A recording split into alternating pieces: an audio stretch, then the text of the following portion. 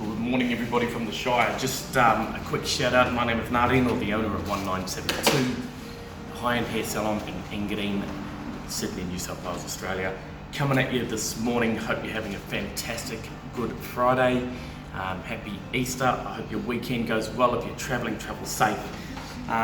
Just going to give you a little bit of a shout out about wet brushes, when to use them, why to use them, and what are their benefits. So number one rule after we've washed our hair is to make sure that we don't comb the hair. And the reason why, inside of your hair is like an elastic band, and when your hair is wet it stretches.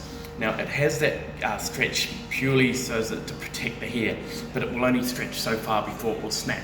If you're combing it with a comb when it's wet, and you're in that tangled area and you pull that area too hard, it's only going to go before too long, and then it will snap on the inside and coil back. And once it coils back, there's no fixing that. We have to cut that little piece off. Now that's not going to do that to all your hair. It will do that to sporadic hair. So it's not like all your hair's going to one day go really, really curly if it was straight. That's not going to happen. But where we do tell all my clients is to make sure we use a wet brush. Now I've got a nice pink one here. Now what the wet brushes do is they are very forgiving. So the bristles are really, they're really, really soft. And they've got a lot of movement, and then we've got the sponge on the inside that's fairly absorbent.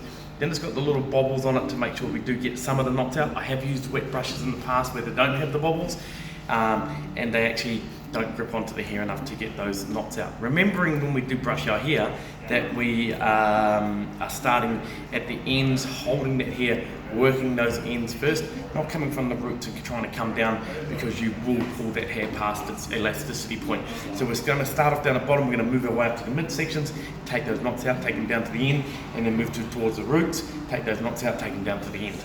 Using your wet brush is going to stop that hair from going to past that point of no return. The last thing we want to see is coiled hair coiling back into the scalp or back towards the scalp. That's the last thing you need, because once that happens, as I said, there's no repairing that. Once the elasticity is gone in the hair, it's unrepairable. So we don't want to do that. So make sure in every shower, in every home, in the Shire, get yourself a wet brush. You can get them from most places. Obviously hairdressers are going to sort out the best wet brushes for you, and we've found these to be absolutely perfect.